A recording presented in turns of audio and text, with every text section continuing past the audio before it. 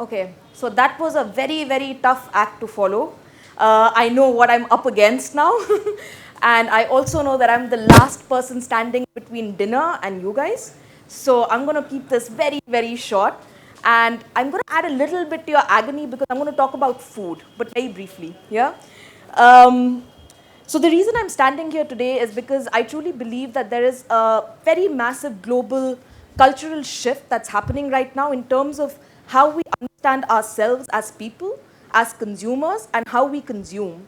And I think it's very important that we acknowledge this topic right now in India and in Delhi, because this city is exploding in such a beautiful way right now culturally that we should take part in it as much as we can. If we look at how our lifestyles are changing and economies are changing, we're moving towards collectively and collaboratively towards gifting economies and thank you economies. We're working towards ideas such as collaborative consumption, collective farming, collaborative production, and also co-working spaces.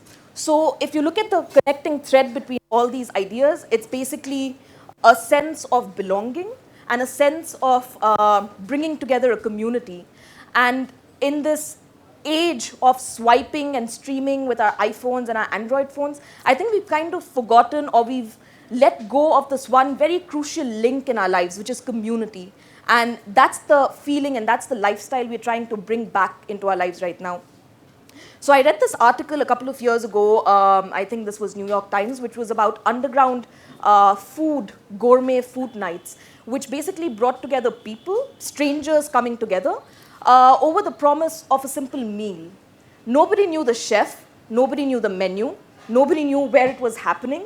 You would get a text message maybe 50 minutes or half an hour before the dinner was supposed to happen, and people would just trust that this would end up being a beautiful journey and a wonderful night. What is interesting about this concept is that we live in a world where our social circles have exploded to have thousands of friends on Facebook, where we can't really match the names and the faces anymore.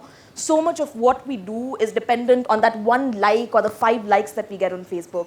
And these were a group of people and a person who said, I'm just going to blindly trust and go and enjoy this beautiful night. So this is something that really piqued my curiosity, and at this point I was living in Europe, and similar ideas were kind of transforming and finding their way into certain parts of Europe as well. So I thought, well, let me experiment with this idea. I was living in Netherlands in a very, very small city called Maastricht, which is just about 120,000 people, probably as big as Greater Kailash in South Delhi. So that was the kind of change that I'd gone from Delhi to that place as well. So it was a very, very interesting city, beautiful, quaint, charming little place. But there was something that was missing, this connect with people. So I like to really step out of my comfort zone and play around with experiences, ideas, and people. And that was something that I thought was lacking. But what I couldn't understand was if it was the city which was lacking it, or if it was just that people did not know how to come about and talk about it. So I started these things called dinners with strangers. I threw about 185 to 200 dinners over the last 2.5 years. I've met about more than 100 expats. I've met many, many locals in different cities in Europe that I went to, and I traveled with this idea.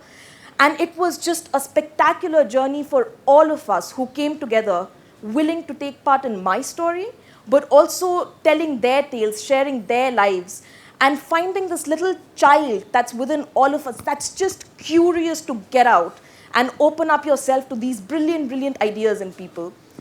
So I finally brought my dinner to Delhi as well, and it's been a great run so far. I'll be taking it back to Europe for a month ahead. So I had this dream. I kind of built up this concept when I was 13. So I was way ahead of my time, apparently.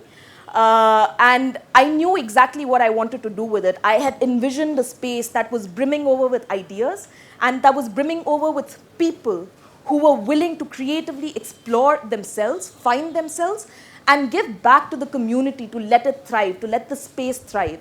It took me a decade to share my idea with friends. And when I did, my idea quickly turned into a business plan. So I started chasing taglines, mission statements, let's look at the numbers, let me draw something else and go to the investor. And as quickly as my dream had become a reality, it also looked like it was going to get shattered and just break apart. And this was the time when I realized I really had to look within myself and understand who I am as a person and what I truly love. And that is food, travel, people, and life. And that's exactly what I went after. So these dinners, I call them table talk, and it just grew from strength to strength, and it's put me where I am today. It's given me a lot, it's given me everything, it's inspired me a lot, but the most beautiful thing about it is that it's given me contentment and joy, and to me that's a journey complete. So I leave you with this very, very simple, small message, which is think about heart, find your tribe, go after food and people, and just enjoy your life. And also enjoy dinner. Thank you very much.